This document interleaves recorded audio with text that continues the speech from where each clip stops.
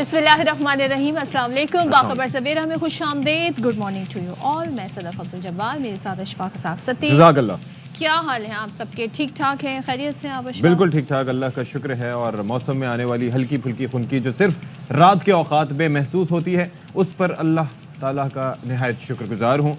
दिन का आलम वही है, ड्राइनेस काफ़ी है। रात में भी वैसे ही मौसम है, कोई ज़्यादा खुनकी नहीं है, फ़र्क नहीं पड़ता, फ़र्क इतना नहीं है। मे भी आपकी तरफ हवाएं ज़्यादा चलती हूँ, कराची इतना बड़ा शहर है, हाँ। कहीं बारिश होती है, आपकी तरफ बारिश नहीं होती, कभी हमारी तरफ हवाएं चलती हैं, कहीं नहीं चलती हैं, कहीं गर्मी ज़्यादा पड़ती है, कहीं बादल छाए हुए होते हैं। तो ये मौसम का हाल है जिस पे हम बाद में भी बात करेंगे। लेकिन आज आई थिंक हमारा एक मैच भी है, आखिरी मैच है जी जिम्बाब्वे से। वहाँ पर बारिश के क्या इम्कानात हैं ये भी देखना होगा। पहले से प्रेडिक्ट किया जा रहा था कि जी हो सकता है तीसरे मैच में बारिश हो। सीरीज 1-1 से बराबर हो जाएगी, क्योंकि आपको पता है पहले मैच में क्या हुआ था और बारिश हो गई थी, उसके बाद 80 रन से जीत गया था जिम्बाब्वे।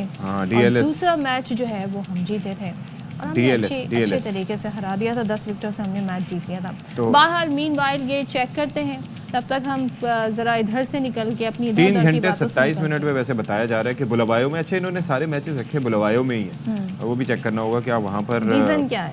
रीजन क्या है, हो सकता है स्टेडियम ही वही उनका काम का हो, लेट्स सी। लेकिन इस दफा जिम्बाब्वेंस भी कम बैक करने की कोशिश करेंगे, हो सकता है। खेलना है। चलें जी, अब हम आते हैं सियासी अरीना में। और सियासी अरीना में क्या कुछ हो रहा है, क्योंकि धरना तो ख़त्म हो गया, जो एहतजाज था, मार्च था, जो भी आप उसे कह लें इस्लामाबाद में। अब वज़ीर आज़म का कल एक बड़ा इस हवाले से स्टेटमेंट सामने आया। वो ये कहते हैं जी कि इस्लामाबाद पर लश्कर कशी नाकाम बना दी, फसादियों और मुल्क दुश्मनों को मज़ीद मौका नहीं देना। वफाकी काबीना का ये इजलास था और इससे खिताब वो कर रहे थे। फिर वो ये कहते हैं जी PTI जो है उसे पुरतशद्दुद एहतजाज की जो है वो एक तरीके से बुनियाद रखी है। अगर 9 मई के मुल्ज़िमान को बर वक्त सज़ाएँ मिलती तो फिर ये दिन देखना ना था। अब वो ये कहते हैं कि जो शख्स पाकिस्तान को एक शख्स पाकिस्तान को कुर्बान करने पर तुला हुआ है, उस हाथ को तोड़ देंगे जो पाकिस्तान को नुकसान पहुँचाना चाहता है। सुन लेते हैं। अच्छा जी, एक तो ये मामला हुआ। दूसरी जानिब वज़ीर आला KP अली अमीन गंडापुर साहब, जो कि इस्लामाबाद से बराह रास्त पहुँचे थे मानसेरा, उसके बाद उन्होंने कहा कि PTI का धरना जारी है। धरना एक सोच और फिक्र का नाम है। सदफ आगे आप बोलिए। अच्छा, तो ये वो फरमाते हैं जी धरना एक सोच और फिक्र का नाम है और ये बानी PTI ही फैसला कर सकते हैं कि इसे कब ख़त्म करना है। आगे कहते हैं चयार व न्यूज़ उन्होंने खुसूसी गुफ्तगू खींचने का कहा था, पहुंचकर दिखाया भी। अपनी हिकमत अमली पर मुतमईन हूँ और बुशरा बीवी पर एहतजाज खराब करने का इल्ज़ाम उन्होंने मुस्तरद कर दिया है। डी चौक पहुंचे, मैं सलाम पेश करता हूँ तहरीक इंसाफ के वर्ष को कि फसाइयत का मुकाबला किया है और वहाँ पहुँच के दिखाया है। हमने थोड़ा अवॉइड किया कि बिल्कुल कंटेनर से करीब हम नहीं जा रहे थे, इस तरह कितने करीब हो कि लोग फिर उस तरफ चले जाएं और खुदा न खासा कोई नुकसान हो, क्योंकि दोनों तरफ नुकसान हमारा ही है। ये आज की बात चल रही है इस एहतजाज के बाद कि तहरीक इंसाफ पर पाबंदी लगाई जाए, तो इसके क्या मुहारिकात आप देखते हैं? भाई जिसे जो शौक पूरा कर रहा है वो कर ले। लीडर खुद जेल में है 1.5 साल से, फिर भी आवाम निकली है। तो हमारी डिमांड है वैसे खड़ी है और जब तक खान साहब ने ऐलान नहीं किया, ये धरना नहीं, ये जो सोच है ये जारी रहेगी। हम दहशतगर्दी के खिलाफ जंग लड़ते रहेंगे। अगर मैंने सूबे की आवाम को इस बात पे निकाला ना कि तुम्हारे हक खा रहे हैं, तो फिर पूरा सूबा निकलेगा, फिर 4.25 करोड़ आवाम निकलेगी। कोई भी ना हमारा पैसा रोक सकता है, ना हमारे वसाइल हमसे खत्म कर सकता है और न ही हमारे हकूक रोक सकता है। अच्छा, ये जो कशीदगी है इसको कम करने के लिए मौलाना फजलुर रहमान साहब सामने आए हैं। कहते हैं कि मुज़ाकरात ही हल है, फ़रीक़ैन चाहें तो ताउन कर सकते हैं और हुकूमत चाहे कहे जेल में रखना है, आप कहें छुड़ाना है, तो नतीजा अनारकी के सिवा कुछ नहीं निकलता। मसले की असल बुनियाद वोट की चोरी है, इलेक्शन आइन के मुताबिक होने चाहिए। अच्छा जी, ये सारी सूरत हाल आपने देख ली कि अच्छी बात यह है कि अगर फ़रीक़ैन में बातचीत नहीं हो पा रही और मामलात बिगड़ते जा रहे हैं, तो ऐसे में कोई तीसरा फ़रीक आकर अपना किरदार अदा करे, सियासी फ़रीक, जैसे कि मौलाना फजलुर रहमान ने इस मौके पर सजेस्ट किया। अच्छा, फिर ये है कि अब ज़रा सा PTI के अब इस सारी सूरत हाल के बाद हो क्या रहा है, क्योंकि हमने कल हमारे शो में शौकत यूसुफजई साहब आए थे और जिस तरह के उन्होंने स्टेटमेंट दिए, तो इख्तलाफात और जो कम्युनिकेशन गैप है वो बड़ा वाज़ेह तौर पर नज़र आ रहा है। एक दूसरे के ऊपर इल्ज़ामात भी लगाए जा रहे हैं। एहतजाज के दौरान PTI के अहम रहनुमा मंजर से गायब रहे, ख़ासतौर पर अगर पंजाब की क़यादत की बात की जाए तो अब ये सारे वजाहतें दे रहे हैं। सलमान अकरम राजा कहते हैं, क्योंकि उनके हवाले से भी सवाल उठ रहे थे कि वो कहाँ थे, वो ये कहते हैं जी हुकूमत ने लाहौर में तमाम रास्ते बंद कर दिए थे, इन हालात में इस्लामाबाद की तरफ किस तरह कैसे पहुंचते। जाते? सही बात है। शेख वकास अकरम कहते हैं कि उनकी जिम्मेदारियां कुछ और थीं, उन्हें पीछे रहकर सब कुछ देखना था। लेकिन रऊफ हसन साहब भी कुछ फरमा रहे हैं। रऊफ हसन साहब भी फरमा रहे हैं, लेकिन शेख वकास साहब का स्टेटमेंट नहीं था वो एक्स की साइट पे क्या? कि निकले 24 को सब ने निकलना है, सबसे आगे होंगे, और आप ना निकले तो जिम्मेदारी आपने पूरी नहीं की। अच्छा, तो पीछे रहकर हिदायत कैसे देनी थी जबकि राब्ते का कोई जरिया ही नहीं था। बहरहाल अपनी सोच है जी। रऊफ हसन साहब जो पीटीआई रहनुमा है वो कहते हैं कि तहकीकात की जाएगी कि कौन सा रहनुमा धरने में मौजूद था और कौन मौजूद नहीं था। हालांकि वो खुद भी मौजूद नहीं थे बल्कि गैर मौजूद थे, और वो अपनी गैर मौजूदगी पर ये कहते हैं कि वो सियासी रैलियों में शिरकत नहीं करते, पार्टी के दीगर कामों में मसरूफ़ होते हैं। देखिए, एक साइड होती है ऑपरेशनल, एक साइड होती है मैनेजमेंट की, एक साइड प्लानिंग की, एक साइड एग्जीक्यूशन थोड़े की। इंट्रोवर्ट हों, कुछ लोग एक्सट्रोवर्ट होते हैं, कुछ तो इंट्रोवर्ट। टीवी पे क्यों आते हैं फिर वो? टीवी पे आने का इंट्रोवर्ट लोग, मैं भी तो टीवी पे आती हूँ। आप इंट्रोवर्ट? मैं इंट्रोवर्ट हूँ। यानी कि आप भी अगर हिस्सा होती तहरीक इंसाफ का तो आप धरने में ना जाते। मैं जिस जगह का हिस्सा हूँ that is enough for me. That is enough yes. for me. अच्छा जी, आगे बढ़ते हैं। जो एक नया इस सारी सिचुएशन में सूरत हाल बनी वो ये है कि बुशरा बीबी की बहन अब मंजर आम पर आई हैं, मरियम रियाज वट्टू। वो ये कहती हैं कि बुशरा बीबी को हब्से बेजा में रखा गया है और फैमिली से बात नहीं कराई जा रही है। बुशरा बीबी का फ़ोन बंद है और जो लोग साथ थे उनके भी फ़ोन बंद हैं, यानी जो उनके हमरा थे उनके भी फ़ोन बंद हैं। अब वो ARY न्यूज़ से गुफ्तगू कर रही थी और उन्होंने जो एक अहम इम्पॉर्टेंट जो बात बताई वो बताई कि बुशरा बीबी डी चौक से जाना नहीं चाहती थी, उनको ज़बरदस्ती वहाँ से निकाला गया। ये क्या सीन है, ये जो खबर फैली हुई है कि जी मैन हैंडल हुई है, तो को हुआ है, क्या हुआ है, लाइक रियलिटी क्या है, क्या हुआ है? मुझे इससे यकीन नहीं आ रहा था कि वो इतने आराम से जो है वो निकल के चली गई हैं, but then she was gone, she was missing. और मैं सबको फोन करके और सबको पूछ रही थी, तो पता नहीं KP में, मैंने कहा KP में है तो सेफ है, तो उनको कहे मुझे कॉल करें, मैसेज करें, घर में किसी को कर दें। लेकिन for hours she was lost, I didn't sleep all night. मेरी दोपहर तक मैं सबको कहती रही कि मेरी बात कराएं, किसी ने बात नहीं कराई। Whereas I got to talk to her through my own means very late in the day, और फिर मैंने उनसे ये पूछा कि क्या आप मुझे सिर्फ एक चीज क्लियरली बता दें, did you leave with your own will? उन्होंने कहा नहीं, मैं वहां पर, मैं काश कि मैं, मतलब I never wanted to leave, I was ready to die there. मुझे इन्होंने जिस तरह निकाला है, मैं गाड़ी का दरवाजा, मैंने कहा था मैं जंप करूंगी, मेरा दरवाजा नहीं खुला, इन्होंने मुझे वहां से निकाला है, फायरिंग भी हो रही थी। कहती मुझे तो ये भी नहीं पता कि मैं लाई कहाँ, मैं कहाँ हूँ, आई डोंट नो। क्या वो बेसिकली इस वक्त क्या वो हॉस्टेज हैं KP गवर्नमेंट की, और वो क्या कैदी हैं गंडापुर साहब की वहां पे? ये एक्सट्रीम हो जाएगा अगर मैं ये कहूँ कि वो कैदी हैं, वो जो है सिबिजा में वो तो हैं, मतलब वो विलिंगली उनकी मूवमेंट अपनी विल से नहीं है। तो उनको सेलिनी और उनकी जो टीम उनको एंड करती, उन्होंने मेरी बात नहीं कराई। इस वक्त मुझे किसी ने कुछ नहीं बताया कि वो किधर है, उनका फोन ऑन नहीं है। उनके साथ जो लोग थे उनके इनिशियली जिनके मेरे पास नंबर है, फैमिली के पास नंबर है, उनमें से किसी का भी फोन ऑन नहीं है। अच्छा जी, सेनेटर फैसल, हाँ जी बोलें, आप कुछ कह रहे हैं। मतलब दिस इज़ वेरी स्ट्रेंज। वो कह रही हैं बात कराई और वो ये भी कहना नहीं चाह रही। जब सवाल उनसे पूछा कि KP गवर्नमेंट की हॉस्टेज है, उन्होंने कहा बड़ी एक्सट्रीम बात हो जाएगी। क्लियरली उन्होंने पूछा कि हफ्से मिर्जा में, उन्होंने कहा ये एक्सट्रीम हो जाएगा कि मैं अगर कहूँ, लेकिन बात भी नहीं हो रही और जाहिर है वो जा भी नहीं सकती। उसके बाद से वो मंजर आम पे हमें दिखाई भी कहीं नहीं दिए। कल गंडापुर साहब कल खबर ये आई थी कि वो साथ थी, लेकिन उसके बाद क्या हुआ ये नहीं पता। अच्छा जी, तो सेनेटर फैसल वाडा साहब ने एक प्रेडिक्शन की है, क्या है वो जरा आपको सुनवाते हैं। तबाही हुई जब एक खातून उनकी बीवी बन गई। इस खातून ने आके सबसे पहले इमरान खान को अलग किया उन सबसे जो खान के वफादार थे। जो लीडर है वो कह रहे हैं संजरानी में बैठ जाओ, ये कह रही है मैं जाऊंगी डी चौक में। CM KP के जो है चपड़ासी की तरह खड़ा हुआ है। इमरान खान की जिंदगी को खतरा है इन लोगों के हाथों। ये उसका सौदा करके इक्तदार की भूख में माल भी बनाएंगे और सियासत भी अगले 70 साल करेंगे। इमरान खान के लिए मुश्किलात तबाही की तरफ चल चुकी है, सियासी कबर में कील ठोक दी है। ये आप पार्टी बैन होने जा रही है। बीबी का अरेस्ट कंफर्म हो गया है। मुझे तो नहीं लगता कि गंडापुर साहब भी CM रहेंगे, क्योंकि बीबी उनको भी उतार देंगी। इमरान खान की जिंदगी बचानी है तो बीबी से जान छुड़ानी है। आज आप बीबी से जान छुड़ा दे, जिनसे बात करनी है, जिनके पैर भी पड़ना पड़ा, पढ़ के वो बेहतरी करके दूंगा जो पूरे पाकिस्तान में किसी का बाप नहीं कर सकता। चलें जी, अब ज़रा बलूचिस्तान असेंबली में एक करारदाद जो है वो जमा करा दी गई है। पीपल्स पार्टी और नून लीग के अरकान जो हैं वो इस हवाले से दस्तखत करदा करारदाद आज असेंबली में पेश करेंगे इस्लामाबाद हाई कोर्ट में। पीटीआई एहतजाज के खिलाफ तौहीन अदालत की दरख्वास्त पर समाअत भी आज होगी। तो ये जो करारदाद है इससे पहले ये है पीटीआई पर पाबंदी लगाने की, तो ये तमाम तर सूरत हाल है। अच्छा चलें जी, खावर गुमन साहब इस्लामाबाद से हमारे साथ मौजूद हैं, उनसे ज़रा बात कर लेते हैं। Good morning to you Khawar साहब। बाकी सारी चीज़ें तो बहाल हो गई हैं, इंटरनेट बहाल हो गई, रस्ते खुल गए, जो परेशानियां थी उससे हटके ख़त्म हो गई, लेकिन सियासी इंतशार अपनी जगह मौजूद है। और प्लस ये इस बात का कंसर्न भी, जिस तरीके से बुशरा बीबी की हमशीरा यहाँ पर बयान कर रही थी कि जी ये भी नहीं कह सकती कि वो हफ्से बेजा में है, लेकिन ये तो सब जानते हैं कि वो मंजर आम पर भी नहीं आई। तो कल रात से अब तक फर्दर क्या अपडेट्स सामने आई हैं जो आपके पास हो, अगर आप शेयर करना चाहें तो? देखिए, ये जो नंबर जो है 1 बयान आ रहा है खास तौर पर वो बुशरा बीबी साहिबा की बहन का कि जी उनके साथ मेरा राब्ता नहीं हो पा रहा, तो मेरे ख्याल में उनको ज़्यादा परेशान होने की ज़रूरत इसलिए नहीं है कि बुशरा बीबी साहिबा जो एक से ज़्यादा केसेस के अंदर आपको पता है उनका वो मुकदमा चल रहा है, तो अदालत को वो मतलूब हैं, एक आध दिन के अंदर उनकी पेशी है, वो मेरे ख्याल में वो सामने आ जाएंगी तो ये उनकी परेशानी दूर हो जाएगी। मेरे ख्याल में उनके साथ राब्ता भी हो जाएगा।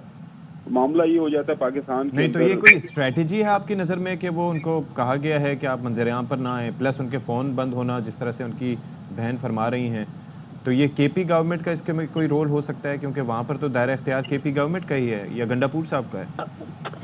सती साहब, अब सवाल ये है कि माशाल्लाह आप काफ़ी अर्से से ये जो हालात हाजरा के मामलात है उसके ऊपर रोज़ाना जो है मेरे से आपकी बात होती है, काशिफ अब्बासी साहब से, वसीम बदामी साहब से, चौधरी गुलाम सैन साहब से। जी जी, वो साढ़े पंजाब च कहते हैं कि याना सियाना गल करे तो सियाना क्या।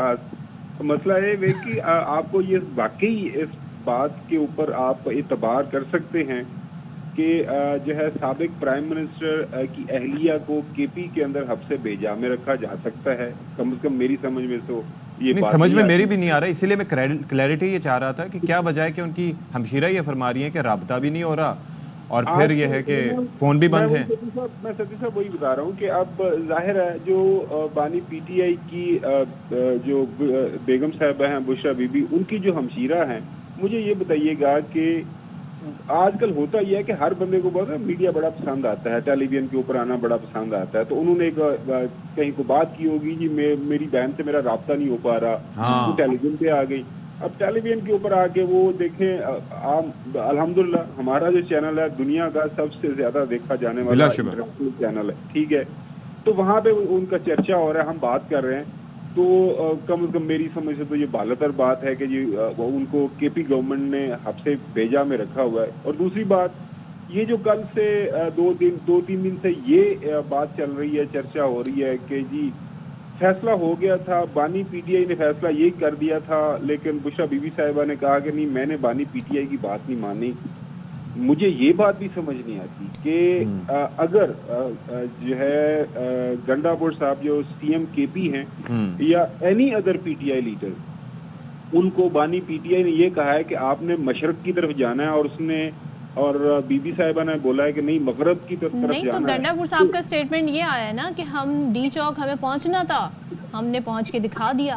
मैं सदर वही अर्ज कर रहा हूँ कि जो फैसला था वो जो भी बात हुई हमारे सामने, तो जो भी हकायक हैं वो यही हकायक हैं कि जी बात ये हुई थी, एक सजेशन थी, इवेंचुअली उनका जो अगर बयान बैरिस्टर साहब का भी सुने कि जी एक सजेशन थी, इवेंचुअली ये सारी क़यादत का फैसला था, पीटीआई लीडरशिप का ये फैसला था कि डी चौक की तरफ जाना है। अच्छा, तो अब इससे कोई बंदा ये अगर जो है कहे कि जी नहीं सिर्फ हमने बीबी के कहने के ऊपर गए थे, तो ये सारी जिम्मेदारी उनको जो है तो ये तो मामला वहाँ से उठा जब बैरिस्टर सैफ जिन्होंने बताया कि वडियाला गए थे मुलाकात करके, और फिर वो ये बता रहे हैं कि जी इंस्ट्रक्शन मिली है, और फिर उसको इंडोर्स भी किया। कल शौकत यूसुफजई साहब भी यही बात इंडोर्स करते नजर आए, फिर असद कैसर, शौकत, ये लोग नजर भी नहीं आए उस जो सबसे आम सवाल है, शौकत यूसुफ जो है जई साहब हैं, वो आपको पता है पार्टी के अंदर इख्तिलाफात हैं, मेरे ख्याल में मुल्क से बाहर भी है। कल जो उनसे बात मेरे ख्याल में जिस किसी की भी हुई है, तो उनसे एक सवाल हमारी हुई थी सुबह। अच्छा, तो आपने पूछना था भैया आप किधर थे?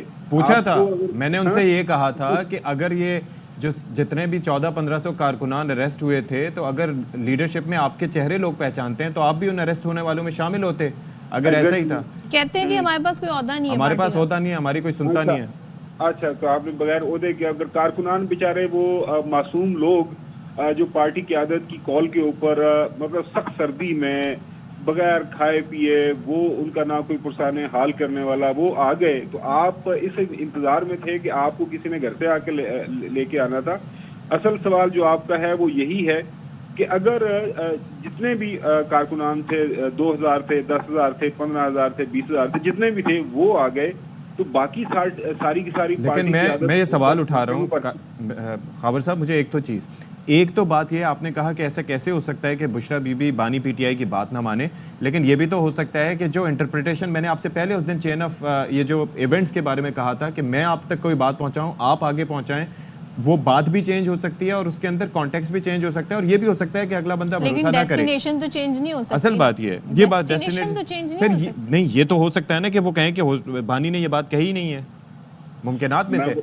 मैं ये अर्ज कर रहा हूँ कि ये जो क़यादत की जो बात कर रहे हैं ना आप, शेख वकास अकरम, फिर उसके बाद रऊफ हसन साहब, फिर बाकी जो लोग जो एक्टिव थे, हमाद अजहर साहब, जो लोगों को निकाल रहे थे कि भाई निकलो हम सबसे आगे होंगे, वो कहाँ थे? इनको तो चलो साइड लाइन किया गया था, बाकी कहाँ थे? देखें, कल रात को हमने अपने प्रोग्राम के अंदर ये बात भी की। इस वक्त 93 इनके MNAs मौजूद हैं नेशनल असेंबली के अंदर, 105 पंजाब असेंबली के MPAs हैं, ठीक है। इसके अलावा इनके कोई 27 से 28 के करीब सेनेटर्स हैं जो है, और बाकी जो है सैकड़ों की तादाद में इनके उम्मीदवार जो रिजर्व सीट के दाएं बाएं आगे पीछे, वो कहाँ थे? मतलब हर ये सवाल तो एक उठता है ना, आप ये सारे का सारा मलबा आपने किसी एक के ऊपर डाल देना है। और ये जो सवाल है कि जी क्या मिस इंटरप्रिटेशन हुई है, आज एक केस की पेशी है, वहाँ पे मीडिया से बात हो जाएगी बानी पीटीआई की, तो वो बता देंगे कि मेरी पार्टी ने मेरा हुक्म या मेरी हदायत नहीं मानी, तो वो बात भी समझ आ जाएगी। तो ये कहानी तो मेरे ख्याल में आज खत्म हो जाएगी कि क्या बुशरा बीबी ने पार्टी की आदत, उनके जो बानी पीटीआई है, उनकी हदायत के बरखिलाफ ये सारे का सारा अमल किया है, तो ये बात भी हमारे सामने आ जाएगी। अच्छा खबर, अब ये जो एक करारदाद मूव हुई है बलूचिस्तान असेंबली में पाबंदी लगने की पीटीआई पर, ये मामला आप कहाँ पर जाते हुए देख रहे हैं? क्योंकि वज़ीर आज़म ने भी कल काबीना इजलास में बड़ा सख्त मौक़िफ़ अपनाया। देखिए जी, आईने पाकिस्तान के अंदर एक रास्ता मुतय्यन किया गया, वो यही है कि जो फेडरल गवर्नमेंट है, इंटीरियर मिनिस्ट्री, वो एक रेफरेंस भिजवाती है सुप्रीम कोर्ट ऑफ पाकिस्तान को कि जी ये जो पॉलिटिकल पार्टी है ये अब मुतशद्दद हो गई है, ये काम ऐसे कर रही है जो कि रियासत के वजूद के खिलाफ हैं, ये हमारे पास शवाहिद है, तो इसकी बुनियाद के ऊपर इस पार्टी को कलअदम करार दे दिया जाए। तो वो सुप्रीम कोर्ट ऑफ पाकिस्तान जो है वो केस सुनेगी। अच्छा। और उसके वो शवाहिद वो तरीक़ेकार मौजूद है जी, वो फैसला करेंगे। लिहाजा इन करारदादों से कोई फर्क नहीं पड़ता, ये फैसला हुकूमत वक्त को करना है और उसके बाद फाइनली इसके ऊपर एक लास्ट चीज़ मैं आपसे ये जानना चाह रहा था कि ये जो सारा प्रोटेस्ट हुआ, इसके अंदर एक चीज़ तो है कि अली अमीन गंडापुर साहब या बुशरा साहिबा लोगों को निकालने में कामयाब रहे, लोगों को पहुंचा भी लिया, लोग पहुंच भी गए, लेकिन उसके बाद जो मकसद जो हासिल करना था अब तक, जो आपको लग रहा है, क्या वो मकसद हासिल कर पाए? देखिए जी, ये बहुत ही अहम सवाल है। अब दोनों तरफ से इसके ऊपर दावे किए जा रहे हैं। फॉर एग्जाम्पल कल आपने देखा कि पाकिस्तान तहरीक इंसाफ की जो क़यादत है, अब वो ये दावा कर रही है कि उनका ये पीसफुल प्रोटेस्ट था, वो वहाँ पे पहुँच गए, बैठ गए और उसके बाद उनके ऊपर जो है लाइव एमुनेशन इस्तेमाल किया गया, ये उनका दावा है। और कल आपने अली अमीन गंडापुर को सुना भी कि जी हमारे दर्जनों कारकुनान इस वक्त मिसिंग है, और वो इसके ऊपर वो ये दावा कर रहे हैं कि उसमें काफ़ी लोग हलाक हुए हैं, ये उनका दावा है। अब मेरे ख्याल में सबसे अहम जो बात है वो ये जो जिम्मेदारी आती है मोहतरम अली अमीन गंडापुर साहब और बाकी जो क़यादत है पाकिस्तान तहरीक इंसाफ की, कि ये जो बात कर रहे हैं कि हमारे लोगों के साथ ज़्यादती हुई है, तो उनका उस बात का जो कोई विटनेस है, कोई शवाहिद हैं, वो आपको पब्लिक के सामने, मीडिया के सामने लेके आने हैं। अब जो मकसद है ये देखें, इस तरह के जो वाक़यात के जो असरात हैं वो वक्त आने के ऊपर पता चलता है कि क्या इससे पार्टी को नुकसान हुआ है या फ़ायदा हुआ है। बज़ाहिर तो जो एक मकसद था वो हासिल करने में नाकाम हो गए। क्या अपना उनका जो वोटर है, जो सपोर्टर है, जो उनके साथ निकला, वो कल को दोबारा उनकी बात के ऊपर एतबार करेगा? ये एक बड़ा अहम सवाल है कि वो जो ट्रस्ट डेफिसिट आ गया है कैसे उसका निकलेंगे, होगा, वो खलीज क्यों कैसे कर दूर निकलेंगे? होंगे। बिल्कुल, बहुत शुक्रिया आपका Thank you Khawar so गुमन much, साहब, खावर थैंक यू गुमन सो साहब मच हमारे साथ थे। सुबह सवेरे ये- हमारे लिए वक्त निकालते हैं जी। बिल्कुल, ये सारी सूरत अच्छा, कुछ इंप्रेशन पता है ये भी दिया जा रहा था बैरिस्टर साहब से रिलेट करके कि जी एक मतलब दावा किया जा रहा था कि उनकी मौजूदगी में बानी पीटीआई की बुशरा साहिबा से बात भी हुई थी। अच्छा, लेकिन लेकिन उसके बहुत बाद- सारे सवालात अलीमा खान साहिबा ने भी उठाए जो कि उन्होंने अपनी ट्विटर पोस्ट के ज़रिए यही कंसर्न उठाए थे। अच्छा चलें जी, अब इस्लामाबाद में क्योंकि जब ये सूरत हाल रही तो फिर इंटरनेट भी बंद था और ज़ाहिर कारोबारी ज़िंदगी तो भी नहीं नॉर्मलाइज था। हो गया, नहीं हुआ? अब सब सूरत हाल बेहतर हो गई है, क्लियर हो गया है, लेकिन एक चीज़ जो है वो ये है कि इस्लामाबाद, लाहौर, कराची भी यहाँ पर हम देख रहे हैं और दीगर शहरों में इंटरनेट सर्विस बहुत स्लो है, बहुत स्लो है। लोग ही शिकायत कर रहे हैं, कोई पिक्चर सेंड करता है वो डाउनलोड नहीं होती, वॉइस नोट भेजते हैं तो वो लोग नहीं सुन पाते हैं, वीडियो जो है नहीं जा रही, वो अपलोड नहीं ऑडियो हो नहीं रही जा है, रही। तो बस फिर अब टेक्स्ट पर ही लोग रह गए हैं और बेशतर इलाकों में मोबाइल डाटा पर इंटरनेट सर्विस जुज़वी तौर पर मुअत्तल है और बहुत ही ज़्यादा इंतहाई वाईफाई की रफ्तार। और ये सूरत हाल कराची में भी आप ये देखिए कि खासा यही मसला है। इन कराची मैं समझ नहीं पा रहा हूँ कि कराची में ऐसी क्यों है सूरत हाल। यहाँ तो कोई ऐसी और हैपनिंग भी नहीं एट हुई। टाइम्स वाईफाई पर भी यही इश्यूज हैं, फिर उसके बाद 4G एटसेट्रा पर भी यही इश्यूज हैं, voice notes, video uploading, social media, even ये कि डेटा पे कॉल्स अप करते हैं वो भी उसके अंदर इश्यूज आते हैं, तो बड़ी परेशानी है जी। मेरे ख्याल में फायरवॉल का फिर से तजुर्बा हो रहा है शायद। अच्छा, आई डोंट नो, लेकिन ये भी एक मसला आ रहा है कि आप जैसे इस वक्त मैं किसी को कॉल करूं व्हाट्सएप के थ्रू, वो कॉल 1 घंटे बाद उनको शो होगी कि जी मैंने कॉल की थी। ओह, तो ये एक बड़ा मसला है। तो लेकिन ये क्यों ये तो टाइम ट्रैवल टाइम लग रहा है, मुझे लग रहा है। हम जो है ना पीछे की तरफ जा रहे हैं, लोग आगे की तरफ बढ़ रहे हैं, तो बस क्या कह सकते हैं, इंटरनेट बस ने आप बड़े- यही कहते रहे hello hello from the other Insta के साइड। साथ क्या मसला है? मेरा इंस्टा नहीं चल रहा। इंस्टा थोड़ा बहुत चल रहा है लेकिन सारा बहुत नहीं चल रहा। ज़ाहिर तो है खैर। नेट डिस्टर्ब होगा तो सारी एप्स डिस्टर्ब होंगी, ये मसला चल रहा है। अब क्या चलें जी, वक्फा ले लेते हैं अभी के अभी।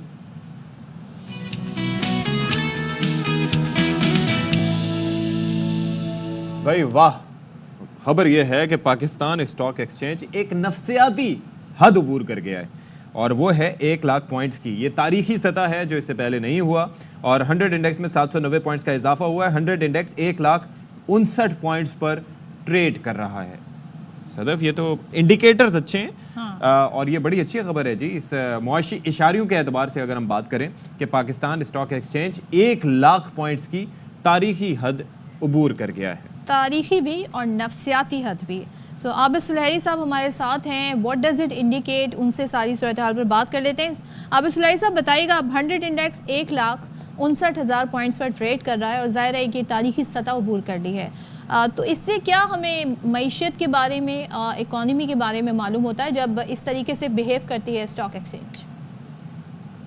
स्टॉक एक्सचेंज एक बैरोमीटर है कि इन्वेस्टर आपकी इकोनॉमी को किस तरीके से देखा, और हमने देखा है कि इसमें रैपिड गिराव भी आता है जब कभी हालात जो है नामुवाफिक होते हैं, और जो ही थोड़ी सी सर्टेनिटी आती है, थोड़ी सी प्रेडिक्टेबिलिटी आती है, तो ये इंडेक्स जो है वो ऊपर भी जाता है। अच्छा। अभी चंद रोज पहले हमने देखा जब मुल्क में एक प्रोटेस्ट का समा था और सियासी इंतशार था, तो ये नीचे गिरा। तो जाहिर है कि ये इनफैक्ट आपके जो इकोनॉमी की प्रेडिक्टेबिलिटी, जो एतमाद है, ये उसको तो आबिद साहब मुझे एक बात बताएं कि हर चीज़ का एक इम्पैक्ट होता है ना, वो कहते हैं कि रिएक्शन, एक्शन और रिएक्शन, और प्लस ये है कि ट्रिकल डाउन इफेक्ट। इसका कोई इम्पैक्ट सरमायाकारों पर पड़ सकता है? इंडिकेटर अच्छे हैं लेकिन आम आदमी की ज़िंदगी जांचने के लिए क्या ये पैमाना काबिल कबूल होगा कि उनकी हालत भी बेहतर हो सकती है अगर स्टॉक मार्केट की हालत बेहतर रही तो? यही आम आदमी के लिए या आम खातून के लिए भी जो इम्पोर्टेंट चीज़ है कि आपकी जो मुआशी पॉलिसीज़ हैं या मुल्क की जो मजबूत सूरत हाल है उस पर कितना एतमाद किया जा रहा है। अच्छा। अगर एतमाद होगा तो जाहिर है कि वो जो है मुआशी हालत में बेहतरी आएगी। अगर पॉलिसीज़ जो हैं वो इनकन्सिस्टेंट और बार बार चेंज हो रही हैं, या मुल्क में एक जो सियासी इस्तेहकाम नहीं है, तो उसमें कभी भी आपको वक्ती तौर पर तो रिलीफ मिल सकता है, लेकिन इसका मतलब यही होता है कि वहाँ पे इन्वेस्टर आते हुए डर रहा होगा, वहाँ पे जो कारोबारी सरगर्मियाँ हैं वो मुतासर रहेंगी। यानी कि ये हो सकता है कि एक जानिब स्टॉक मार्केट में तारीख रकम हो रही हो, लेकिन हो सकता है कि उसका इम्पैक्ट सीपीआई पे या फिर ह्यूमन डेवलपमेंट इंडेक्स पे उस तरह से ना पड़े अगर पॉलिसीज ठीक ना हो तो, ये आप कह रहे हैं? जी बिल्कुल ऐसे। अच्छा, और अभी जो हमने पिछले दिनों जिन दिनों का आप जिक्र कर रहे हैं, सियासी अफरा तफरी रही, उन दिनों हमने देखा स्टॉक एक्सचेंज नीचे भी गया मगर वो इतना ज़्यादा डाउन नहीं गया। सो ये भी शो करता है कि अब ये आगे भी इसी तरीके से स्टेडली चलेगा। अल्लाह करे कि अब एक जो प्रोडक्टिबिलिटी और इस्तेहकाम है वो चलता रहे तो यकीनन ये ऐसा चलेगा। अच्छा। जैसे कि मैंने कहा कि ये तो एक थर्मामीटर की तरह है, आपका टेम्परेचर ऊपर भी जाता है नीचे भी आ रहा होता है। तो अगर सियासी इस्तेहकाम आता है, पॉलिसी कंसिस्टेंसी चलती रहती है तो कोई वजह नहीं कि ये जो इंडेक्स है ये अपने रिकॉर्ड को बीट करता रहे और ये इसी तरह से ऊपर जाए। लेकिन अगर ऐसा नहीं होता है तो खुदा न खास्ता जाहिर है कि ये फिर नीचे भी आएगी। ओके, वैसे आपकी एंटिसिपेशन क्या है ये इन द नियर फ्यूचर? आप क्या देख रहे हैं कि ये ऊपर मजीद जाएगा, ये करेक्शन वगैरह का भी कोई सिलसिला रहता है, ऐसा तो नहीं होगा? जी, करेक्शन का सिलसिला तो उसमें होता है। जाहिर है कि इन्वेस्टर्स जो हैं वो देख रहे होते हैं कौन से स्टॉक्स ऐसे हैं जिनमें इन्वेस्ट किया जाना चाहिए, कौन से स्टॉक्स ऐसे हैं जिनको कि शेड अप करना चाहिए। इसका जो रीजनल स्टॉक एक्सचेंज मार्केट्स और इंटरनेशनल जो इंटरेस्ट रेट है उसके साथ भी इसका ताल्लुक होता है। लेकिन ओवरऑल ये एक नेक शगन है। ठीक है, thank you so much. Abid Sulehri साहब हमारे साथ थे और एक्सचेंज में 1 लाख पॉइंट्स की तारीखी सतह अबूर कर ली है और 100 इंडेक्स में 1031 पॉइंट्स का इजाफा हुआ है और अब ये जी 100 इंडेक्स 1,332 पॉइंट्स पर ट्रेड कर रहा है। सो ये अभी दिन का आगाज़ है। दिन के आगाज़ में हम ये सूरत हाल देख रहे हैं और इससे पहले हम जब देख रहे थे मंडे ट्यूसडे थोड़ा डाउन गया लेकिन इसके बाद दोबारा से रिवाइव कर गया है और this is one of the point जिस पे हमारे जो मईशतदान है वो ये कहते हैं कि एक तरह का इंडिकेटर है, एक तरह का थर्मामीटर है। वो ये कहते हैं जो बताता है जो सरमायाकार हैं, जो बिजनेस उनका एतमाद कितना है, उनका एतमाद जो है वो इस वक्त तमाम तर जो इश्यूज हैं मईशत से जुड़े हुए उन पर काफ़ी ज़्यादा स्ट्रॉन्ग। खुर्रम शहजाद साहब हमें ज्वाइन कर रहे हैं जी, उनसे भी ज़रा बात कर लेते हैं। खुर्रम साहब, हमारी डिस्कशन यहाँ पर भी चल रही थी आबिद सुलहरी साहब से और हम बेसिकली ये जानना चाह रहे थे कि what's in it for the people. और वैसे चलें, पहले तो आप ये कमेंट कर दीजिए कि what does it mean for Pakistan economy? Is that just a sign, an indicator? जी, अस्सलाम वालेकुम, बहुत शुक्रिया मुझे लेने के लिए। देखिए, 1 लाख का इंडेक्स कोर्स एक हिस्ट्री है पाकिस्तान में और बड़ा मार्का है स्टॉक एक्सचेंज के कॉन्टेक्स्ट में। Great. और डेफिनेटली एक इन्वेस्टर का कॉन्फिडेंस जो है वो शो करता है कि इन्वेस्टर जो है कंटिन्यूसली ये एक्सपेक्ट करता है कि आगे इकॉनमी बेहतर होगी और जो माशी अशारिये हैं वो अभी तक जो बेहतरी आई है वो कंटिन्यू होगी और आगे जाते हुए मजीद पॉलिसीज, स्ट्रक्चर रिफॉर्म, बहुत सारे और काम हो जिसकी वजह से ये कंटिन्यूटी हो, इन्वेस्टर का कॉन्फिडेंस बढ़े। तो ये एक बड़ी चीज़ है, बड़ी हिस्टोरिक चीज़ है कि पाकिस्तान ने 1 लाख का इंडेक्स अचीव किया है। मेन चीज ये है कि सस्टेनेबिलिटी जो है इम्पोर्टेंट है कि आगे जाते हुए मार्केट जो है कंटिन्यू करे, तो वो ही एक चीज नजर आएगी कि पॉलिसीज हों, उनके जो है रिजल्ट्स हों और उसको जो है किस तरह से कन्वर्ट होता है वो एक आम आदमी की जिंदगी में बेहतर जो है वो स्टैंडर्ड ऑफ लिविंग में। तो मेरे ख्याल में ये अच्छी बात है, बड़ी बात है कि पाकिस्तान मार्केट ने स्टॉक एक्सचेंज में अपनी हिस्ट्री में 1 लाख का इंडेक्स जो है वो देखा है। पहले हमने 50,000 का इंडेक्स देखा और अब 1 लाख का देखा है। आई एम होपफुल कि आगे जाते हुए यही मार्केट का जो है वो ट्रेंड चले और जो भी आगे बेहतरी हो वो रिफ्लेक्ट करे मार्केट में, स्टॉक एक्सचेंज में, वो कौन से फैक्टर होते हैं खुर्रम जो डायरेक्टली रिफ्लेक्ट करते हैं स्टॉक एक्सचेंज पे और स्टॉक एक्सचेंज ऊपर जाती है? वो इकोनॉमी एक्टिविटी होती हैं, वो सरमायाकारी होती है, कौन से वो फैक्टर्स होते हैं? देखिए, ये सेंटिमेंट को रिफ्लेक्ट करता है कि सेंटिमेंट जो है वो पॉजिटिव है या नेगेटिव है और वो सेंटिमेंट ड्राइव करता है मार्केट्स को और उसके साथ साथ लिक्विडिटी यानी कि जो कैपिटल होता है वो ड्राइव करता है मार्केट को। और वो क्यों करता है? वो इसलिए करता है कि इन्वेस्टर ये एक्सपेक्ट करता है कि जो corporate sector, listed corporate sector है, जो बड़ी कंपनीज हैं, बड़ी कंपनीज हैं, उनके आगे जाते हुए परफॉर्मेंस कैसे होगी। और वो परफॉर्मेंस तभी होती है सदफ जब इकोनॉमी बेहतर हो, यानी कि जो भी कंपनियां होती हैं दुनिया में, जो भी वो बिजनेस करती हैं और उसमें कामयाब होती हैं, उसमें बेहतर होती हैं, तो वो इसलिए होती हैं कि इकोनॉमी में बेहतरी होती है, होने जाती है या हो रही होती है। तो इसलिए ये रिफ्लेक्ट करता है इनडायरेक्टली मार्केट के थ्रू कि आगे या अभी और मीडियम टर्म में, लॉन्ग टर्म में, शॉर्ट टर्म में मार्केट्स में अगर बेहतरी आती है तो वो लीडिंग इंडिकेटर्स कहलाते हैं कि जी कंपनियां बेहतर हो रही है, इसका मतलब इकोनॉमी बेहतर हो रही है, इकोनॉमी बेहतर हो रही है, इसका मतलब ये कि आगे जाते हुए स्टैंडर्ड ऑफ लाइफ बेहतर होगी। लेकिन कंपनियां बेहतर हो रही हैं, डज इट मीन कि जो कंपनी में काम करने वाले हैं वो भी, उनकी भी हालत ज़िंदगी बेहतर हो रही है? ये जो HDI या फिर CPI वगैरह होते हैं, इनके ऊपर भी कोई इम्पैक्ट इसका पड़ सकता है या ऐसा नहीं होता? देखिए, ये तो डिपेंड करता है, ये डिपेंड करता है कि कंपनीज की अपनी पॉलिसीज क्या हैं, लेकिन ओवरऑल एम्प्लॉयमेंट बढ़ने की जो है वो उम्मीद होती है, ओवरऑल एक्सपेंशन की उम्मीद होती है कि और ज्यादा इंडस्ट्रीज लगेंगी और ज्यादा कैपिटल मार्केट में लोग आके पैसा रेज करेंगे और जाके अपनी इंडस्ट्रीज में इन्वेस्ट करेंगे ताकि उससे जो है नई इंडस्ट्री लगने के साथ जो है रोजगार बढ़े।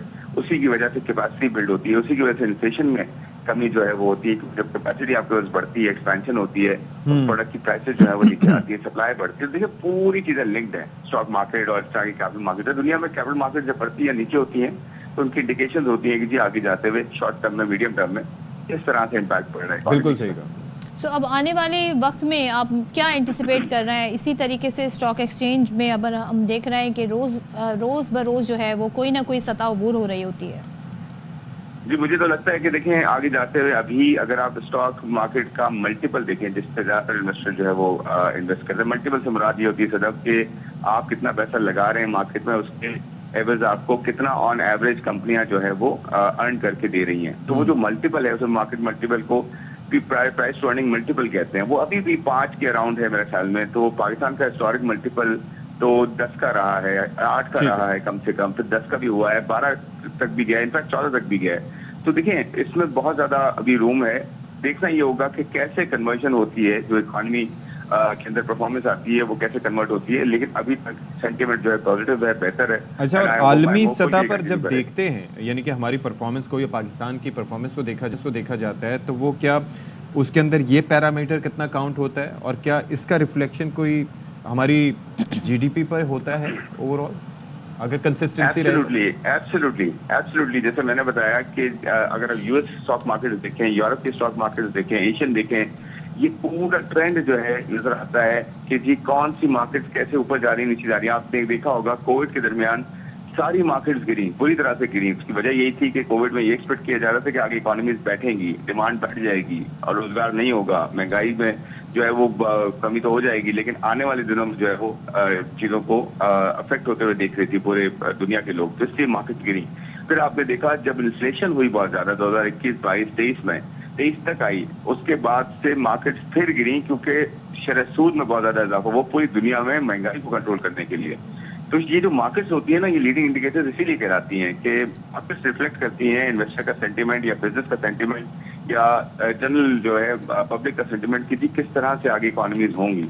आज अगर दुनिया की मार्केट्स बेहतर हो रही हैं या हमारी मार्केट दुनिया की सेकंड बेस्ट मार्केट है, इस वक्त सेकंड बेस्ट फर्स्ट भी आ सकती है अगर ये कंटिन्यू हुआ, तो सेकंड बेस्ट मार्केट इसीलिए है कि जी हमारी इकोनॉमीज के अशारिये बेहतर हुए हैं। अच्छा। और आगे जाते हुए कंटिन्यूटी जो एक्सपेक्ट की जाती है। तो अच्छा, और खुरम ये भी बता दें, जाहिर है इसके लिए एक जो कहते हैं ना इकोनॉमी आगे बूस्ट करे, उसके लिए सियासी इस्तेहकाम बड़ा ज़रूरी है। जब सियासी अदम इस्तेहकाम होता है तो फिर मार्केट भी हमें फ्लक्चुएट करती हुई नज़र आती है। आप समझते हैं कि ये बड़ा अहम फैक्टर है इससे जुड़ा, मईशत के तमाम इंडिकेटर से जुड़ा? एब्सोल्युटली सबसे बड़ा इशू ही जो है पॉलिटिकल सर्टेनिटी, अनसर्टेनिटी होता है, पॉलिटिकल स्टेबिलिटी होता है, फिर उसके बाद पॉलिसी कंसिस्टेंसी होता है। आप देखें अगर इकोनॉमी बंद होती हैं या जैसे हमारे अभी होता है कि कैपिटल बंद हो जाता है, ये बहुत बड़ा लॉस होता है इसका। मैं आपको नंबर्स आपसे शेयर करता हूँ। वो 190 बिलियन रुपीस तक का जो है वो लॉस पर डे होता है अगर आपका जो है इकोनॉमी बंद होती है या मेजर सिटीज बंद होते हैं, या कैपिटल तो बहुत ही बड़ी चीज है ना, कैपिटल बंद होना 1 दिन या 2 दिन। देखें ट्रेड होती है रोड पे, वो रुक जाती है, और पंजाब और KPK का जो है पोर्शन वैसे ही बहुत ज्यादा है इकोनॉमिक एक्टिविटी में। 60% आपका जो है ना इकोनॉमिक एक्टिविटी में पोर्शन है, और 190 बिलियन के अंदर 144 बिलियन रुपीज तो यहाँ इन दोनों सूबों का जो है लॉस होता है अगर इन दोनों सूबों में इस तरह की इंस्टेबिलिटी होती है। तो और ये इसके अलावा प्रोविंशियल ईच प्रोविंस का लॉस अलग है, ट्रेड का लॉस अलग है, टैक्स का लॉस अलग है। देखिए ये पूरा मिला के अगर आप देखें तो वो अच्छी खासी अमाउंट बनती है। तो मैंने कहा 190 बिलियन का लॉस होता है अगर आपके इस तरह से इकोनॉमिक एक्टिविटी होती है, तो ये इसको रुकना नहीं चाहिए। इकोनॉमिक एक्टिविटी बढ़ते का ताकि आम आदमी को जो है वो जो उसको लॉस होता है वो ना हो, खासकर डेली वेजेस का। तो मेरे ख्याल में, और इसका इम्पैक्ट परसेप्शन जो होती है वो बहुत बुरी जाती है दुनिया में कि जी आए दिन कोई ना कोई आपके यहाँ पॉलिटिकल इशू होता है तो इन्वेस्टर भी नहीं आता आपके यहाँ, और आपके यहाँ जो है लॉस भी होता है, आपके अपने लोग जो है सफर करते हैं। तो मेरे ख्याल में इकोनॉमिक एक्टिविटी को चलना चाहिए, ऐसे नहीं रुकना चाहिए। Let's hope for the best जी, सब चलना चाहिए, चीज़ें वो कहते हैं ना हरकत में बदलें। बिल्कुल जी। सो अब हम क्या कर रहे हैं, ब्रेक ले रहे हैं, ब्रेक के बाद वापस आते हैं।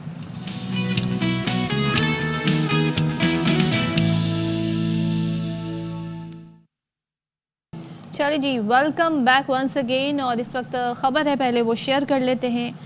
GHQ हमला केस में आज भी फर्द जुर्म आयद किए जाने की कार्रवाई मुलतवी हो गई है और इंसदाद दहशतगर्दी की खुसूसी अदालत में मुल्जिमान की कम हाजिरी के बाइस समाअत मुलतवी की गई है।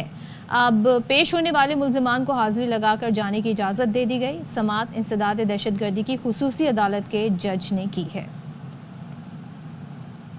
चलें जी, मौसम सर्दी जो है कराची में वो बिल्कुल ऐसे हमें मंजर पेश करे जैसे हमारे इंटरनेट की रफ्तार से सुना ऐसा लग रहा है इंटरनेट के थ्रू डाउनलोड होनी है कराची में सर्दी, तो सर्दी डाउनलोड ही नहीं हो पा रही। तो क्यों नहीं हो रही है? सरदार सरफराज साहब हमारे साथ मौजूद हैं, उनसे ज़रा पूछ लेते हैं कि वो खुद भी गायब रहते हैं और मौसम को भी कराची से दूर उन्होंने भेजा हुआ है, ये सर्द मौसम को। सरदार साहब, आखिर मसला की है सर?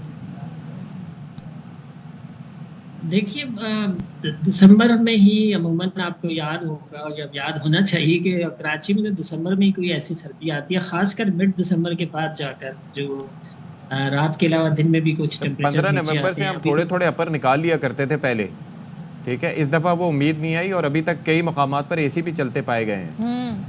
बहुत पैसा है। जी जी बिल्कुल। असल में अब नवंबर जो है ना पूरे मुल्क में ही गर्म जा रहा है। पिछले कोई 2 दिन पहले मैं देख रहा था जो एवरेज टेम्परेचर यानी रात के टेम्परेचर, तो बेशतर जगहों पर कुछ इंडिविजुअल पॉकेट्स को छोड़कर, जैसे बिल्कुल शुमाली इलाकाजात में पहाड़ी इलाके, अस्करदू, गिलगित और दूसरे जो मलिका इलाके और इसी तरह सवात में कलाम हो गया, इधर बलूचिस्तान में कलात, ये चंद एक स्टेशन है, उनको छोड़कर बाकी सभी जगहों पर टेम्परेचर नवंबर के भी 3 से 4 डिग्री ऊपर जा रहे हैं एवरेजेस से।